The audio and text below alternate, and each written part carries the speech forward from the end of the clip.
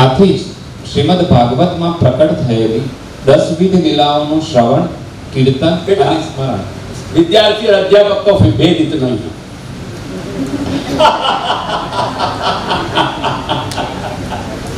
चल આથી જ શ્રીમદ ભાગવતમાં પ્રકટ થયેલી 10 વિધ લીલાઓનું શ્રવણ, કીર્તન અને સ્મરણના 3 પ્રકારના વિધાન પણ અહેતુક ભક્તિ માર્ગની દ્રષ્ટિથી જ કરવામાં આવ્યું છે. ठीक है, अब यहाँ ये पूरा हो गया ना। अब ये कहाँ चले हो? ये पामे 33वें पन्ना पर. चलो, આથી જ ભગવાનમાં સ્નેહયુક્ત નિષ્ઠા સાથે કરવામાં આવેલ શ્રવણ, કીર્તન અને સ્મરણની પુષ્ટિ માર્ગીય પ્રણાલી. આ ઉપરનો ફકરો સમજમાં આવે ને તમને? આથી જ શ્રીમદ ભાગવતમાં પ્રકટ થયેલી 10 વિધ લીલાઓનું શ્રવણ, કીર્તન અને સ્મરણના 3 પ્રકારના વિધાન પણ અહીં 3 પ્રકારના વિધાન એટલે શ્રવણ, કથન અને સ્મરણ વિધાન પણ અહૈતુક ભક્તિ માર્ગની દૃષ્ટિથી જ કરવામાં આવેલ છે. અહૈતુક એટલે જેમાં કોઈ પણ જાતની યાચના, કામના કે કોઈ પણ જાતની ઉપલબ્ધિની માંગ નથી હોતી. આપણને ભગવાન સેવવા છે, ભગવાનનો આશ્રય લેવું છે ભગવાન માટે. સેવાનું ફળ શું? સેવા. જો સેવાનું ફળ બીજું કંઈક હોય તો અહૈતુક ન કહેવાય. જેમાં હેતુ રહેલું હોય, કોઈ કારણ હોય કે આ કારણસર અમે આવું કરીએ છીએ, એ મર્યાદા થઈ જાય. મોક્ષ માટે ભગવાનનું ભજન કરવું એટલે અહૈતુક કે સહૈતુક? ધન્યવાદ. બસ, ભગવાન માટે ભગવાનનું ભજન કરવું એ અહૈતુક કે સહૈતુક?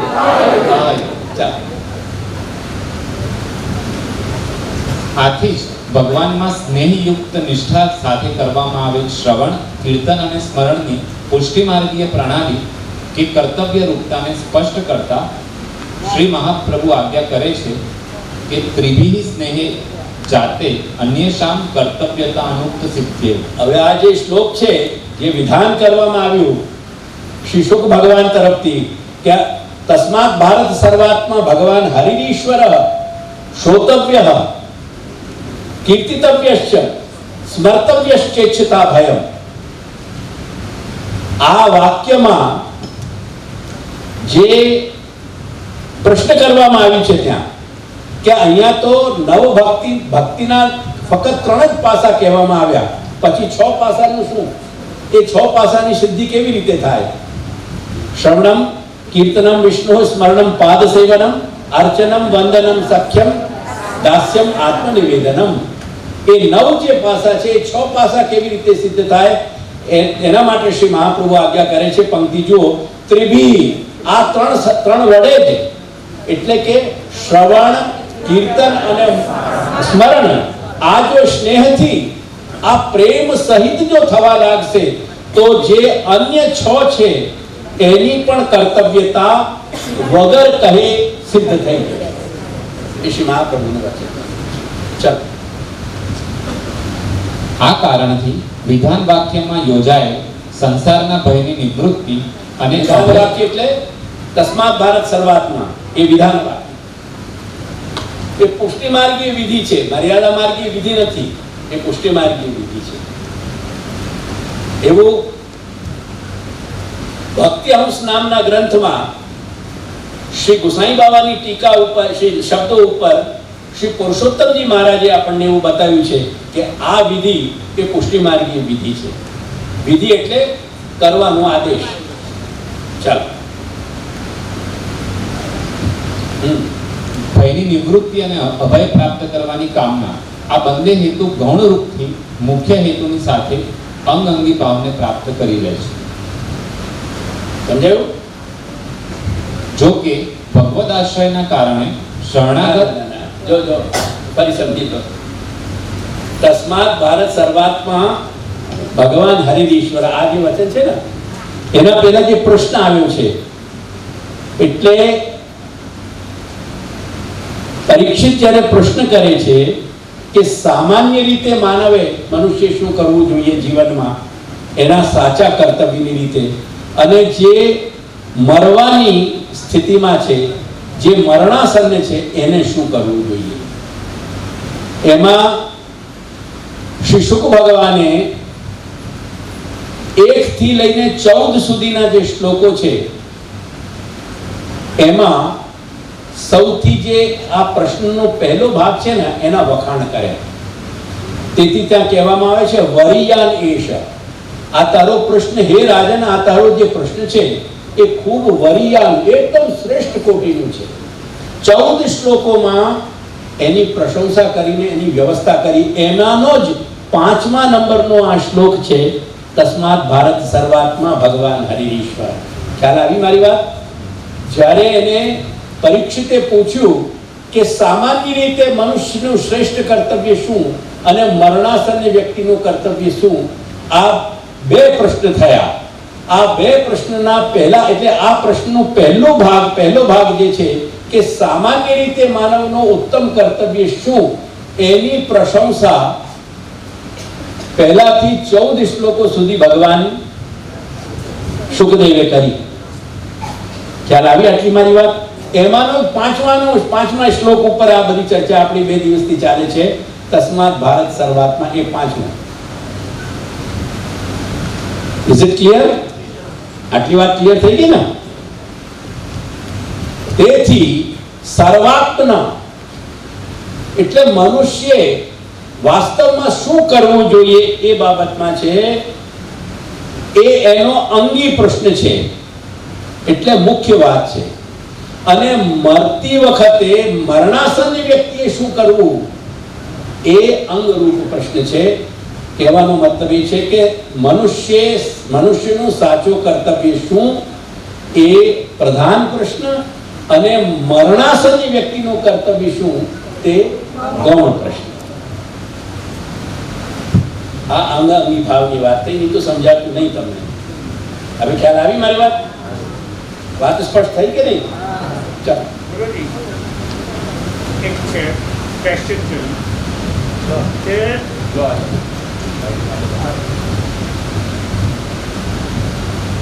આજનું જે જીવન છે એમાં માણસ જીવતા મરેલો છે અને મરતા જીવેલો છે, એના માટે શું?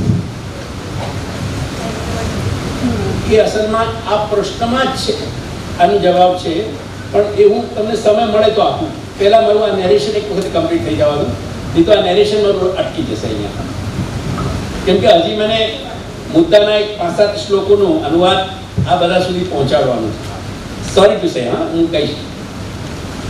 હા, જો કે ભગવદ આશ્રયના કારણે શરણાગત અથવા ભક્ત જીવને સહજ રૂપથી જ ભય નથી લાગતો હોતો, છતાંય વર્તમાન કાળની વિષમતાઓમાં રહેલા અધિકારી જીવો પણ નિમિત્તથી જ સંસર્ગના કે આગંતુક ભયના કારણોથી ઘેરાઈ જઈ ભયની અનુભૂતિના પાત્ર બની જાય છે. તો આવી સમજમાં વાંચી રહ્યા છો ને તમે? ચાલો. આથી જ ભય મુક્તિ ખરેખર ભગવાન માર્ગના જીવને ભય ના હોવું જોઈએ, પણ કંઈક ને કંઈક કારણે આપણને ભય થાય છે. એ સત્ય છે, એટલે એ સત્યને પણ કબૂલ કરવું જોઈએ. એટલે અભયની પ્રાપ્તિ માટે, અન્યથા ભગવત પ્રાપ્તિ માટે જ શ્રવણ મનન હોય. શ્રવણ કથન અને મનન શાના માટે હોય? ભગવત પ્રાપ્તિ માટે. જેની અભય પ્રાપ્ત કરવાની ઈચ્છા, અસલમાં તો અભય શબ્દનો મતલબ જ છે ત્યાં ભગવત પ્રાપ્તિ. એટલે મિસગાઈડ નહીં થતા, અભયનો મતલબ છે ભગવત પ્રાપ્તિ. કેમ કે સાચી અભયની પ્રાપ્તિ ક્યારે થાય? ભગવત પ્રાપ્તિ થયા પછી. જ્યાં સુધી ભગવાનની પ્રાપ્તિ ના થાય સાચું અભય ના આવે. આથી જ ભય મુક્તિ અને અભયની પ્રાપ્તિ આ બંનેનું વિધાન અપ્રાસંગિક નથી બની જતું. આ જ કારણ છે કે શ્રી મહાપ્રભુ પણ પુષ્ટિ ભક્તના કર્તવ્યનો નિર્ધાર કરતી વખતે ગૌણ ફલ પ્રાપ્તિના પ્રસંગમાં તતઃ સંસાર નિવૃત્તિર બ્રહ્મબોધનમ કહી દે છે. કૃષ્ણ સેવા સદા કાર્યના સંદર્ભમાં ત્યાં કહે છે કે એ સેવા કરતા કરતા એને સંસારના ભયની નિવૃત્તિ સ્વતઃ થઈ જશે અને બ્રહ્મ જ્ઞાન પણ થશે. એ બંને યદ્યપી પ્રાપ્ત કરવા માટે પુષ્ટિ ભક્ત પ્રયાસ નથી કરતો. પુષ્ટિ ભક્તનો પ્રયાસ તો ફક્ત ભગવત સેવા માટે હોય છે, પરંતુ એ એને સહજમાં પ્રાપ્ત થઈ જાય. મતલબ એ છે કે આધુનિક હીન અધિકાર અને તેના સમાધાન કે સાધન રૂપ શ્રવણ, કીર્તન અને સ્મરણ આપણા ચિંતનમાં દેખાવું જોઈએ. આ તમારા બધાના સંદર્ભમાં છે. એને અંડરલાઈન કરજો, અંડરલાઈન. આ માટે જ આરંભમાં શ્રી મહાપ્રભુ આજ્ઞા કરે છે કે જો કે સર્વાત્મના ભગવાન હરિ ઈશ્વરના શ્રવણ માટે યુક્તિ બતાવવી જોઈએ, પરંતુ બહિર્મુખની બુદ્ધિ ના હોય તો યુક્તિને ગ્રહણ કરી શકે છે. અને કહેવાનો મતલબ એ થયું કે ભગવાન સર્વાત્મા ભગવાન હરિ ઈશ્વરનું શ્રવણ, કથન અને ચિંતન અને સ્મરણ કરવું જોઈએ. એમાં એના પાછળનું બેકગ્રાઉન્ડ, એની પૃષ્ઠભૂમિ પણ કહેવી જોઈએ કે શા માટે કરવું જોઈએ. પરંતુ શ્રી મહાપ્રભુ કહી રહ્યા છે કે એટલા માટે નથી કહેવામાં આવતું, કારણ કે જે અનધિકારી હોય કે જેની બુદ્ધિમાં જ ક્યાંક ખોટા તત્વો હોય, એ વ્યક્તિ સમજાવતા પણ સમજશે નહીં. અને એવા દાખલા વૈષ્ણવોના જ ઘરમાં ઘણા મળશે જોવા. એટલે પ્રત્યક્ષ નામ કેમ પ્રમાણ, અમે બહુ લાંબી ચર્ચા નથી કરતો. એ બહિર્મુખની બુદ્ધિ ના તો યુક્તિને ગ્રહણ કરી શકે છે અને ના તો યુક્તિથી સંતુષ્ટ પણ થઈ શકે છે.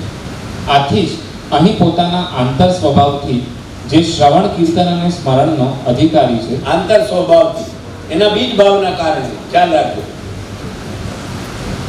તે અધિકારીનું નિરૂપણ કરવામાં આવ્યું છે. આ માટે જ અહીંયા આ શ્લોકમાં જે 5મો શ્લોક આવ્યો અને જે ભગવાન શુકે એનો જવાબ આપ્યો, એમાં અહીં સ્વભાવવાળો અધિકારી છે, જેના સ્વભાવમાં જ ભગવાનનું શ્રવણ, કથન અને સ્મરણ રહેલું છે. આ માટે જ શ્લોકના આરંભમાં પ્રયોજનને દ્રઢ કરવા વાળું તસ્માત પદ સર્વાત્મના મ્રિયમાણેશ્ચ કર્તવ્યમ પંક્તિ થકી શ્રી મહાપ્રભુએ વિવેચન કર્યું છે. જે હમણાં મેં તમને સ્પષ્ટ કર્યું કે આ પ્રશ્ન બે ભાગ છે. એક સર્વાત્મના, એમાં છપાયેલું છે, જો ટાઈપ એ સર્વાત્મના, એને કોમા લગાડી દો તો તમને ખ્યાલ આવી જશે. સર્વાત્મના અને મ્રિયમાણી. મનુષ્ય પોતાના કર્તવ્ય રીતે શું કરવું જોઈએ અને મરણાસન્ને શું કરવું જોઈએ. માટે જ સર્વાત્મના અર્થાત પોતાના બીજભાવના કારણે જેઓમાં, એટલે કે જે ભક્તમાં ભગવાનના વિષયમાં શ્રવણ, કીર્તન અને સ્મરણની પ્રવૃત્તિ રહેલી છે.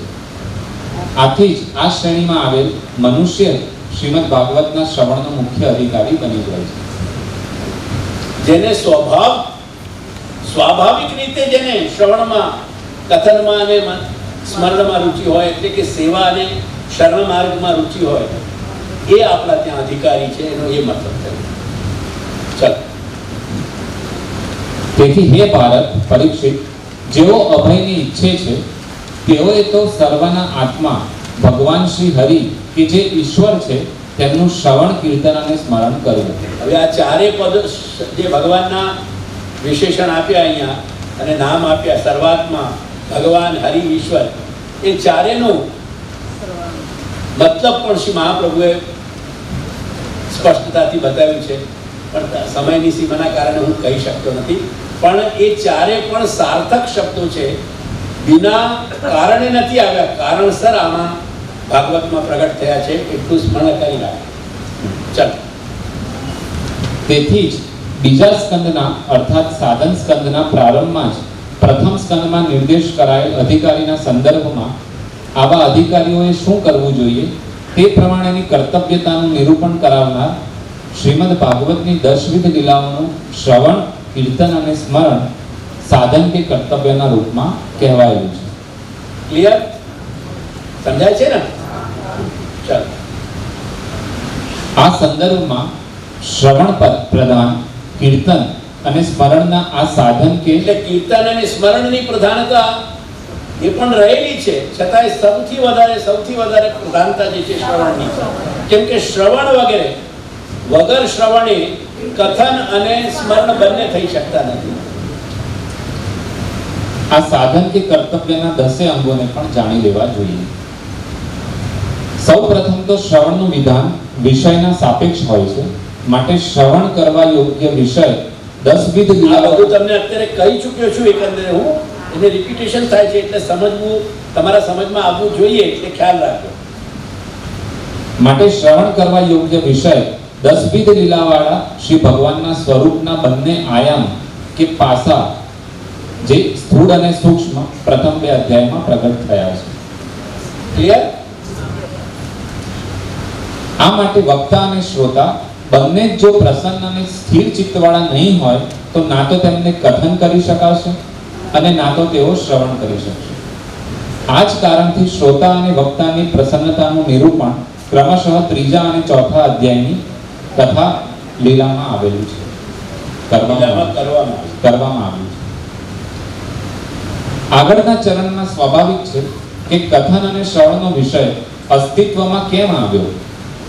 માટે જડ જગત, જીવ જગત અને કરનાર કરાવનાર અંતર્યામીના રૂપે ઈશ્વરનું નિરૂપણ આગળનાર અને કરાવનાર એટલે કર્તા અને કારક. અંતર્યામીના રૂપે ઈશ્વરનું નિરૂપણ આગળની 3 એટલે કે 5, 6 અને 7મા અધ્યાયની લીલા વર્ણનમાં સમજાવ્યું છે. સુસંગતતા એટલે એકથી બીજી કડી બરાબર બેસી જાય એ રીતે. ક્રમબદ્ધતા એટલે એક પછી એક વાત જે આપવી જોઈએ તે. આકાંક્ષા પહેલા કંઈક આવી જાય, વચ્ચે કાંઈક આવી જાય, પછી કંઈક કોઈક વસ્તુ આવે પછી કાંઈક આવે, એ રીતે નહીં, ક્રમબદ્ધ આવે. ને આકાંક્ષા એટલે આપણા અંદર રહેલી જિજ્ઞાસા, કોઈ પ્રશ્ન બાકાત ના રહી જાય. તેથી જ ત્યાં બધા જ પ્રશ્નોનો જવાબ પરીક્ષિતના શ્રી શુક ભગવાને આપ્યું છે. ત્રણે કડીઓને મજબૂતાઈથી જોડીને કરાયેલા સાર્થક વિચારોનું દરેક યુગમાં સન્માન થતું આવ્યું છે. આથી જ આજે પણ આપણે લૌકિક વિચાર અને શબ્દ વ્યવહારમાં આ ત્રણે કડીઓની અનિવાર્યતાનો અનુભવ કરતા હોઈએ તો તે ખૂબ જ સ્વાભાવિક છે. પરંતુ જ્યારે દેશકાળની પરિસ્થિતિઓમાં વિષમતા આવેલી હોવાના કારણે મનુષ્યની બુદ્ધિમાં વિકાર થવા લાગે તેવી સ્થિતિમાં તો તર્કસંગત ચિંતનના ત્રણેય બિંદુ અત્યંત આવશ્યક બની જાય છે. આજે કારણ કે આપણામાં ભૌતિકાવેશ વધારે થઈ ગયું છે એટલે કોઈ પણ ભગવત બાબતને એની ઊંડાઈથી, એના ઊંડાણથી સમજી લેવું ખૂબ જરૂરી હોય છે. આથી જ ભગવદ ઈચ્છાને કારણે સમાધિ ભાષામાં બીજા સ્કંદના સમાપનમાં 8, 9 અને 10મા અધ્યાયની કથા લીલા એટલા માટે જ પ્રગટ થઈ છે કે તે આપણી અલૌકિક શબ્દ રાશિ સંબંધિત જિજ્ઞાસા અને પ્રશ્નોનો તર્ક પ્રધાન ચિંતન થકી ઉકેલ કરી દે છે. આ ત્રણેય આયામોમાં ક્રમશઃ 2, 2 અને 6 આપણા ચિંતન, મનન કે વિમર્શની જિજ્ઞાસાનું સમાધાન કરવામાં આવ્યું છે. 2 અધ્યાય તત્વચિંતનના, 2 અધ્યાય મનની પ્રસન્નતાના અને 6 અધ્યાયમાં 3 કેવી રીતે ઇવોલ્યુશન થયું, ઉત્પત્તિ થઈ અને કેવી રીતે એ કન્સિસ્ટન્સી એટલે એમાં તર્કસંગત એટલે કે વિચારની શૈલીથી એને કેવી રીતે સમજવું. જે આપણે ઉપર દર્શાવેલ રેખાચિત્ર એટલે કે ચાર્ટમાં જોઈ શકીએ છીએ. હવે લાલુ ભટ્ટીનું હમણાં નહીં લીધું બેટા, હા, એ પછીની વાત. આપણે ચાર્ટ જે 32 નંબરમાં પેજમાં છે કયું ચાર્ટ શેનું એ આપણે જોઈ ગયા. સાધન થઈ ગયું. It's all બે વખત રિપીટ થઈ હા, ગયું. થઈ ગયું. It's quite clear. જી. પ્રથમ સ્કંદના 18 અધ્યાય 19 અધ્યાયની સમજૂતી અને આ 6 અધ્યાયની સમજૂતી હું એવું માનું છું કે લગભગ ક્લિયર છે હવે.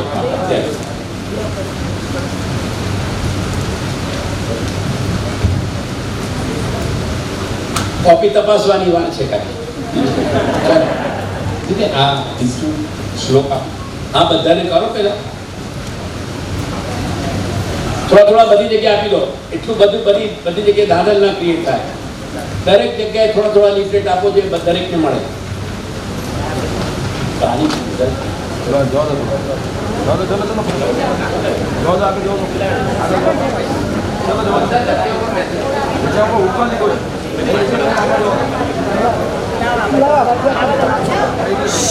ખામોશ.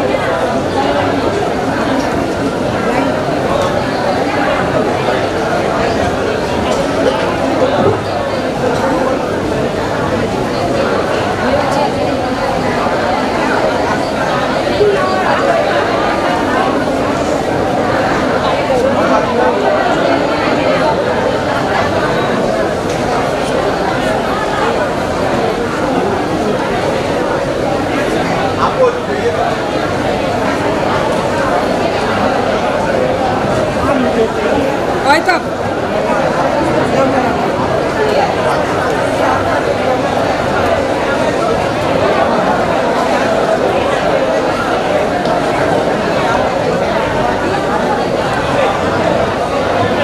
અંદર વાતો ના કરશો.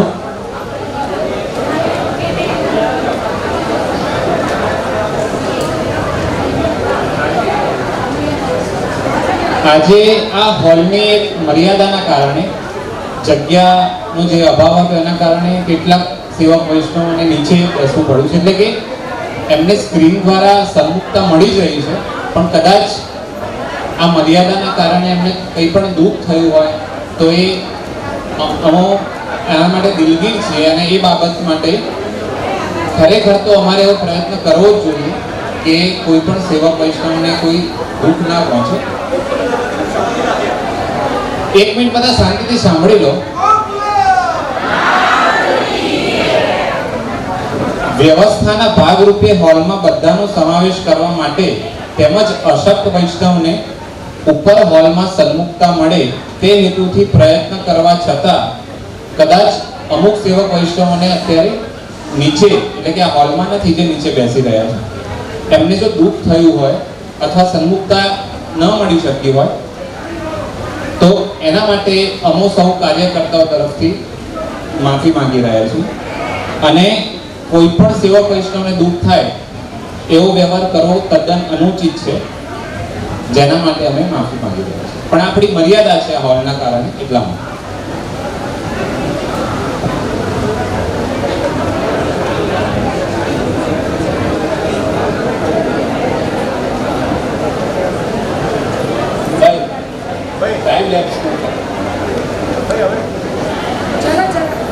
બધાને મળી ગઈ છે. મળી રહેશે. હવે તું શરૂ કરી દે. મળી રહેશે. ચલો કમાન. Let's begin.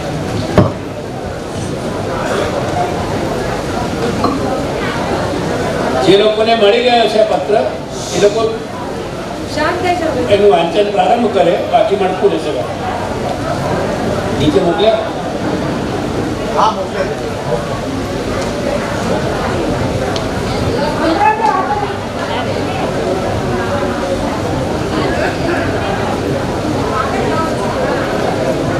કદાચ જેના વ્યક્તિગત ના પણ મળ્યું તો શેર કરી દો તમે થોડા, પણ આપણે ચાલીએ આગળ. અહીંયા સ્ક્રીન પર પણ દેખાશે. પહેલો શ્લોક છે.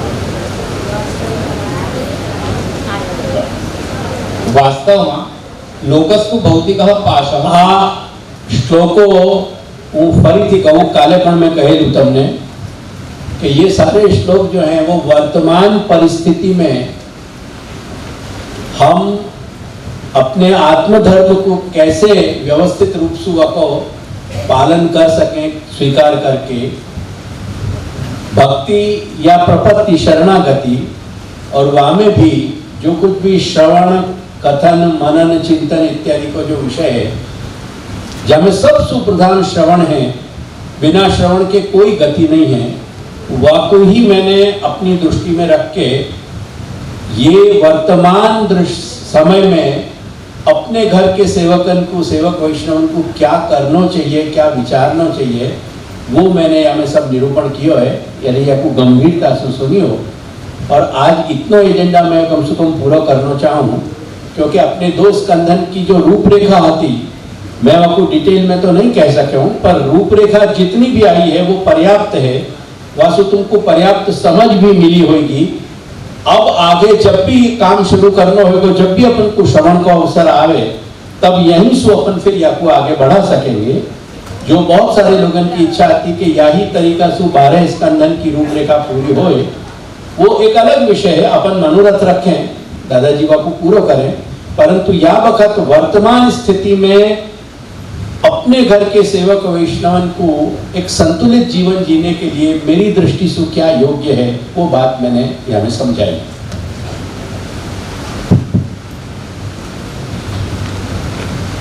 लोकस्तु भौतिकः पाशः विषमो जालिका कृतः अनित्यं चंचलं चापि न मिष्टं स्वादने सदा।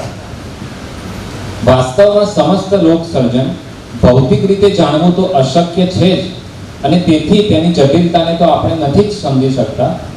છતાં સ્વસ્થ ચિત્તથી થોડો ઊંડો વિચાર કરતા એટલું તો આપણે જોઈ જાણી અને અનુભવી શકીએ છીએ કે આપણો લૌકિક પરિવેશ એટલે કે જાગતિક કે વ્યવહારિક પરિવેશ કે આપણી આસપાસનું વાતાવરણ આપણા માટે ખૂબ મોટી માયાજાળ બની રહ્યું છે, કે જે જાળની જટિલતા આપણને કેવળ ભોગવાદમાં જ બાંધી રહી છે।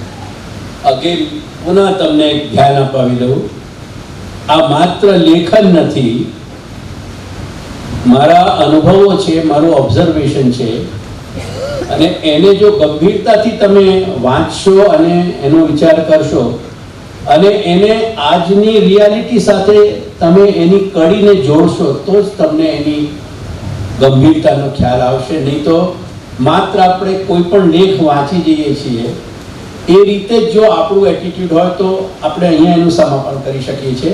મને કોઈ એની એવી ત્વરા નથી, એવી જલ્દી નથી, ઉતાવળ નથી કે તમે આ બધું સાંભળો, એવો કોઈ આગ્રહ નથી। આ બધા યુવાઓનો એવો આગ્રહ હતો કે આ શ્લોકો 10 કે 11 જે છે એ આપણા સેવકોએ સાંભળવા જ જોઈએ। એમના એવા આગ્રહને સ્વીકારીને જ હું આ સ્પેસ અત્યારે લઈ રહ્યો છું। એટલે એને તમે રિયાલિટી સાથે જોડજો। તો જ્યાં ન સમજાય શબ્દો કે વાક્યો તો એનો પણ પ્રશ્ન કરજો, પણ એને રિયાલિટી સાથે જોડી દેજો। આ જેમ દાખલા તરીકે જે ભૌતિક આવેશ અને આ જાળ વધી રહ્યું છે રહી છે એની વાસ્તવિકતા છે। તમે જુઓ કે અત્યારે ભૌતિકતા કેવી રીતે આજે समस्त अपनी वैष्णवता ने विनाश करी रही है।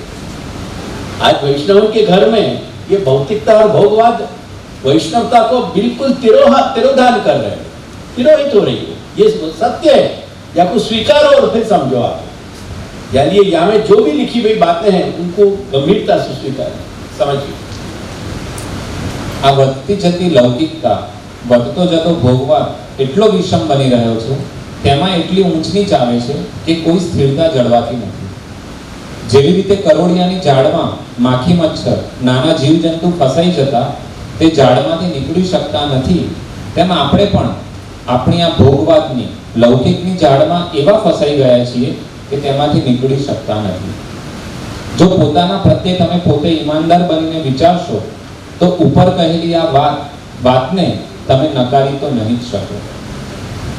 બધાને જણાવવા માટે નહીં, પણ જો સાચું હોય તો મનમાં સ્વીકારતા જજો કે હા આવું બની રહ્યું છે આપણા સાથે। આ લઘુ કારણ એટલું જ છે કે જેથી મારો અને તમારો જે સંવાદ છે, આ ઇન્ટરેક્શન છે, એ ખરેખર સાચું સિદ્ધ થઈ શકે। મેં કઈ ફક્ત કેવલ તમને એક સારું લગાડવા માટે આ આ કંઈક શ્રવણ શ્રાવણનો, એટલે હું તમને કંઈક કહી રહ્યો છું અને તમે સાંભળી રહ્યા છો, એનો અવસર સામાન્ય ખાલી એટલા માટે જ નથી ગોઠવી દીધો, એટલે એની ગંભીરતાને સમજજો. આ લૌકિક પરિવેશ અનિત્ય હોવાના કારણે તેના પરિણામમાં પણ સ્થિરતા નથી, તેમાં પણ ચંચળતા જ છે. આ ભોગવાદમાં કાયમ સુખાનુભૂતિ જ થાય તેવું નથી. ઉલટાનું મોટા ભાગે હાથમાં તો નિશ્વાસો દુઃખાનુભૂતિ ગીરી જ આવતી હોય છે. જેમ દરેક વખતે ભોજન સ્વાદિષ્ટ જ મળે કે લાગે તેવું નથી હોતું, તેવી જ રીતે જીવનમાં એવા કેટલાય ઘટનાચક્રો ચાલતા જ રહેતા હોય છે જેની અનુભૂતિઓ મીઠાશ ભરેલી નથી હોતી. આ પહેલો શ્લોક થયો.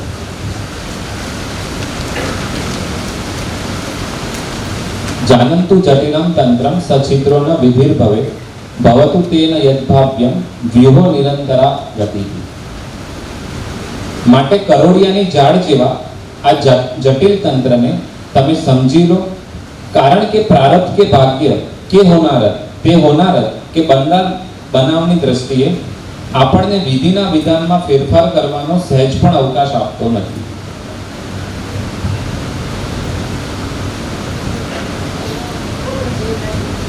જે કાંઈ ઘટિત થવાનું છે તે થઈ જ રહ્યું છે અને થઈને જ રહે છે, અને જે ઘટિત થઈ ચૂક્યું છે તેમાં કોઈ ફેરબદલ કરવાનું સામર્થ્ય માનવ કે મહામાનવના પણ હાથમાં હોતું નથી.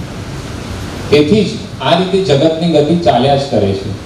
આ ભૌતિક જગતનો ચક્રવ્યૂહ નિત્ય ગતિશીલ રહે છે, જેને અટકાવી શકાતો નથી, અને તેમાં પ્રવેશ કરનારો મહાભારતના પ્રસંગની જેમ અભિમન્યુની ચારિત્રિક ઘટનાની જેમ અંદર પ્રવેશ તો કરે છે, પરંતુ તેમાંથી નીકળી ક્યારેય મુક્ત થઈ શકતો નથી. સમજાય છે ને બરાબર?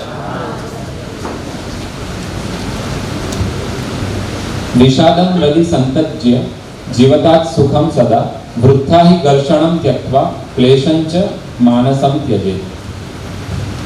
તેથી તમારા વ્યક્તિગત જીવનમાં આવતા विशाल ऑलमोस्ट 50 वर्ष को अनुभव और ऑब्जर्वेशन मैंने डिस्टिल किया है हमें. हाँ, ध्यान रखिए.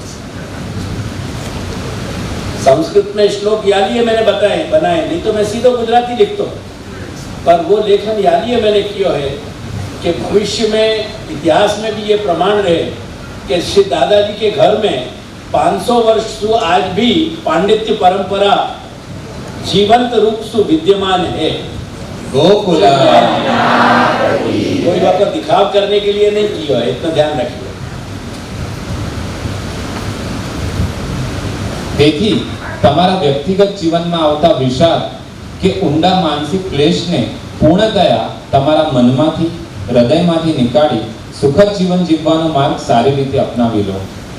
તે જ स्लो जाइए थोड़ा, पढ़ के थोड़ा एब्जॉर्व होने को समय दे उसको, बहुत स्पीडली मत पढ़ो. તે જ તમારા લોક અને પરલોકની ગતિને સાચું સંતુલન આપી શકશે. તમારા ઘરમાં, તમારા પરિવેશમાં, વ્યક્તિગત, પારિવારિક, કૌટુંબિક દરેક વસ્તુ પર ધ્યાન દેજો. દરેક પાસા ઉપર વ્યક્તિગત એ ઇન્ડિવિજ્યુઅલિટી થી વાત શરૂ થઈ. દરેક ઇન્ડિવિજ્યુઅલ થી પારિવારિક, કૌટુંબિક, સામાજિક, ઈષ્ટ મિત્રોના વર્તુળમાં કે વ્યાવસાયિક કોઈ પણ ક્ષેત્રમાં થતા નક્કામાં નિરર્થક અને અનર્થ કરનારા ઘર્ષણને છોડી દેવું જોઈએ. તેમજ અનિવાર્ય સંજોગો વગર આપણે તેના લપેટામાં સપડાઈ જતા તેનાથી બચવાની નિરંતર જાગૃતિ રાખવી તે જ હિતાવહ છે. ખ્યાલ में आ रहा है ना? કલહના આ યુગ ધર્મના કારણે થતા ખોટા ઘર્ષણમાં સમય, ઉર્જા અને માનસિક સુખ શાંતિનું બલિદાન ના કરી બેસવું જોઈએ. આ બહુમૂલ્ય અને પાછી ન ફરતી મનની, વાણીની અને શરીરની સંપદાને વેડફી ન નાખવી જોઈએ. વધુમાં વ્યક્તિએ પોતાનામાં રહેલા સંકલ્પ વિકલ્પોના કારણે તેમજ પહોંચી ન વળાય તેવી ભોગ, વાસના, કામનાઓના કારણે સ્વયંની સાથે થતા ખોટા ઘર્ષણથી પણ બચવું જ જોઈએ. પોતે પોતાની સાથે એ અનુભવી લોકોને અનુભવ આવશે, મારી વાત ધ્યાનમાં આવશે કે માણસ ક્યારેક પોતાની સાથે કોન્ફ્લિક્ટમાં જતું રહે છે. That's the biggest paradox. કારણ કે જેટલા સંભવિત ઘર્ષણથી આપણે બચીશું તેટલી ઉર્જા વગેરે આપણે સુરક્ષિત રાખી શકીશું, જેનો સદુપયોગ કરવાથી આપણે આપણા વ્યક્તિપણાનું અને આપણા આત્મીયોનું પણ વિકાસના માર્ગે હિત કરી શકીશું. આ રીતે નકામા ઘર્ષણથી બચીને માનસિક ક્લેશ, ઉદ્વેગ, વ્યગ્રતાથી દૂર રહેવાના પ્રયત્નો કરતા રહેવામાં જ આપણા જીવનની સકારાત્મકતા અને સ્વીકાર રહેલો છે.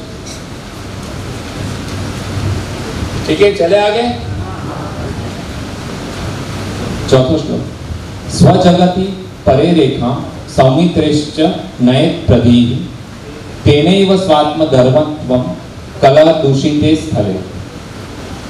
આવા નિરર્થક અને અનર્થક ઘર્ષણથી, આંતરદ્વંદથી પોતાને અને પોતિકાઓને સુરક્ષિત રાખવા માટે કોઈ પણ બુદ્ધિમાન અર્થાત વિવેકી મનુષ્યોએ અપની દુનિયા અને સબકી દુનિયાની વચ્ચે સૌમિત્રી અર્થાત સુમિત્રાના પુત્ર શ્રી લક્ષ્મણની રેખા એટલે કે લક્ષ્મણ રેખા ખેંચવી જરૂરી જ નહીં પણ અનિવાર્ય બની ગઈ છે.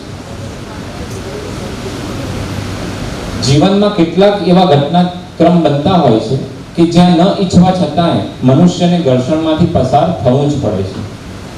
અસ્તિત્વના સંરક્ષણ માટે ન ઈચ્છવા છતાં પણ આ પ્રમાણેના ઘટના ચક્રમાં તણાઈ જતા તેવા સંજોગોમાં તો સંઘર્ષ કરવો જ પડશે. પરંતુ એટલી કાળજી રાખીએ કે સ્વયંની સાથે, જીવન સંગીની સાથે, પુત્ર પુત્રી સાથે, પરિવારના વડીલો સાથે અને દરેકની પોતપોતાની દ્રષ્ટિએ ઘરબારની લઘુત્તમ સીમામાં જે કોઈ પણ વ્યક્તિ, વસ્તુ, સ્થાવર જંગમ રીતે આવી જતી હોય તેની સાથે જીવનમાં નકામો વિવાદ સામે ચાલીને ઊભો ના કરીએ. આ વાત આપણા સામાજિક અને વ્યાવસાયિક વર્તુળ પર પણ અનિવાર્ય રીતે લાગુ પડે છે. નહીંતર જીવનમાં અવારનવાર અથડામણ ઊભી થતા બીજું બધું તો ઠીક, આપણે આપણા આત્મધર્મ એટલે પુષ્ટિ માર્ગનો નિર્વાહ નહીં કરી શકીએ. ધ્યાન में आ रहा है सबको. કારણ કે આ કલિકાલનો જે સમય છે તમારી કે મારી ઈચ્છાથી કંઈ રોકાઈ નથી જવાનો. સમયની ગતિ તો નિરંતર ચાલતી જ રહેવાની છે. જેવી રીતે સમયના ઋતુચક્રમાં ફેરફાર થવાથી આપણને ગરમી, ઠંડીનો અનુભવ થતો હોય છે, તેવી આ કલહ એટલે કે કલિકાલ કે કલિયુગનો સ્વભાવ જ ઈશ્વરે એવો બનાવ્યો છે કે આ કલહનો સમય જાણે અજાણે પણ મનુષ્યને ક્લેશયુક્ત ઊંડા વમળ કે ભમરમાં તાણી જ જશે, બેચેન કરી દેશે. માટે પ્રયાસપૂર્વક તેનાથી બચતા રહેવું પડશે. પાંચમો મોહ કર્તવ્યયો ભેદઃ વિજાન્યાત જનો ગ્રહે સ્નિગ્ધેન વ્યવહારેણ ધીઃ જલપયસો પુનઃ. જલપયસો ધીઃ જળ અને દૂધનો પ્રભેદ કરનારી બુદ્ધિ. નિરક્ષીર વિવેક. જીવનના અંતરંગ વ્યવહારથી લઈ સામાજિક વર્તુળમાં આવેલા બધા જ માટે તમારે મોહ અને કર્તવ્યના ભેદને પણ બરાબર સમજવો જોઈએ. તેમાં પણ મોહ અને કર્તવ્ય ખ્યાલ આપજો. તેમાં પણ પોતાની જાત સાથે અને પોતાના નિકટતમ પરિવારના સભ્યો માટે આમાં ચૂક થતા પરિણામો અવિચારિત વિગ્રહ, ક્લેશ અને દુઃખ ઉત્પન્ન કરી શકે છે. ક્યારેક આપણે મોહ અને સ્નેહ સમજવાની ભૂલ કરી બેસીએ છીએ. મોહ તે સ્નેહ નથી. મોહ આપણને કર્તવ્યથી ભ્રષ્ટ કરે છે, જ્યારે સ્નેહ આપણને કર્તવ્યનો રસ્તો બતાવે છે. દાખલા તરીકે જો તમારા બાળક પ્રત્યે સ્નેહ હશે તો તે થકી તે બાળકનું સાચું માર્ગદર્શન કરી શકશો. પરંતુ જો બાળક પ્રત્યે મોહ હશે તો પોતે પણ માર્ગથી ભ્રષ્ટ થશો અને તે બાળકને પણ માર્ગથી ભ્રષ્ટ કરી દેશો. આમ મોહ રાખવાથી જેના માટે આપણે મોહ રાખી રહ્યા છીએ તેનું અહિત થાય છે અને આપણું પણ અહિત થાય છે. જેમ દુર્યોધનાદિ પુત્રો પ્રત્યેના મોહના કારણે રાજા ધૃતરાષ્ટ્રનું પોતાનું પુત્રોનું અને તે વખતના સમસ્ત જનસમૂહનું અહિત કરી બેઠા. માટે મોહ અને કર્તવ્યનો ભેદ પીછાણી કમસે કમ આપણી દુનિયામાં પોતાના ઘરમાં સ્નેહનું વાતાવરણ બનાવી રાખવું જોઈએ. જો આ ભેદ ન જાણી શકીએ તો ઘણી બધી દુર્ઘટના સંભવ બની જાય છે. જેમ કે પત્ની પ્રત્યેના આપણે મોહ. લૌકિક એડવાઇસ નથી આપી, હા, એ પણ ધ્યાન રાખજો. તમારા બધાના પારિવારિક વિષયોમાં હસ્તક્ષેપ કરવાનો મારો અધિકાર હોવા છતાં હું એ અધિકાર નથી માનતો. તેથી આ બધી વાતો હું કહી રહ્યો છું તમારી શરણાગતિ અને ભક્તિ ટકી રહે અને ઘર આપણું પુષ્ટિ માર્ગીય એક સાચા વૈષ્ણવનું ઘર બની રહે એ હેતુથી કર્યું છે. એટલે પ્લીઝ પ્લીઝ અને પ્લીઝ તમારા ઘરના ઇન્ટરનલ મેટરમાં આ મારું ઇન્ટરફિયરન્સ છે એ રીતે આ મારા લખાણને નહીં વાંચતા. જેમ કે પત્ની પ્રત્યે આમાં જે ડિટેલિંગ છે એ તમારા ઘરની અંતરંગ ડિટેલિંગ છે ઇન એ વે.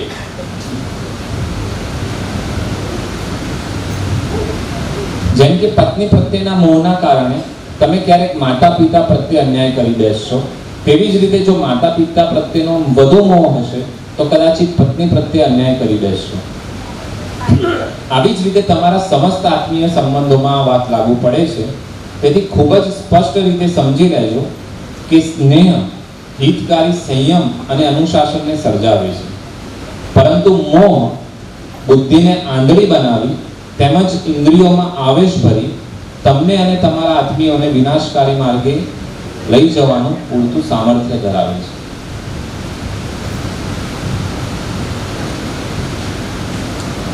ખ્યાલ આવી રહ્યો છે ને બધી વાતનો? આપણે આગળ વધીને કે બોજો નથી લાગી રહ્યો ને? બોજો લાગતો હોય તો આપણે વિરામ મૂકી દઈએ, કશો વાંધો નથી. ચાલો,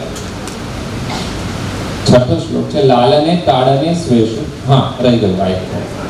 માટે મનુષ્યએ નિરીક્ષિરની વિવેક બુદ્ધિ વિકસિત કરવી જોઈએ, જેથી કરીને ક્યાં શું કરવું અને શું ના કરવું તેનો ભેદ પારખી શકાય કે સ્નેહ એ ક્ષીરની જેમ છે જ્યારે મોહ નીરની જેમ છે. લાલને તાળને સ્વેષુ સીમાનમ ચેતતાન મોહ અતિમોહસ્તમઃ પંથા વિગ્રહો ભૂરી તાડન. લાલન પાલન કે તાડન અનુશાસનની બાબતમાં આપણા વ્યવહારમાં રહેલી સીમાને સમજવી અને બાંધવી જોઈએ. તે બાબતમાં ગંભીર સંસ્કૃત ભાષાની દૃષ્ટિએ તાડન શબ્દનો મતલબ જે હોય છે ને એ મારપીટ નથી હોતો. હા, તાડનનો મતલબ હોય છે અનુશાસન કરવું, અનુશાસનમાં લાવવું, ડિસિપ્લિનમાં લાવવું. એક બહુ ખોટી રૂઢિવાદિતા આમાં ચાલી બેસી છે. આપણે રૂઢિ અર્થથી તાડનનો મતલબ મારપીટ જ સમજીએ છીએ. ચાલો, તે બાબતમાં ગંભીર ચિંતન પણ કરવું જોઈએ, કેમ કે અતિ મોહથી વધારે પડતા બાવલા વેડાથી કરાયેલું લાડ મનુષ્યને અંધકારના માર્ગે લઈ જાય છે. જો વધુ તાડન કે અનુશાસન કરવામાં આવે, મતલબ વધારે પડતી શિસ્તબદ્ધતાનો આગ્રહ રાખવામાં આવે તો મનુષ્યના અંતરંગ કે પારિવારિક જીવનમાં કલહ ઉત્પન્ન કરી વિદ્રોહ ઉત્પન્ન કરાવશે. આ બધા અનુભવો પણ ખ્યાલમાં આવે છે કે નહીં? આ થયા હોય તો બહુ ગ્રાઉન્ડ લેવલ ઉપર ઊભા છીએ આપણે. કોઈ જગ્યાએ કલ્પનાની વાત નથી આમાં. એટલે આમાં જે કંઈક આવ્યું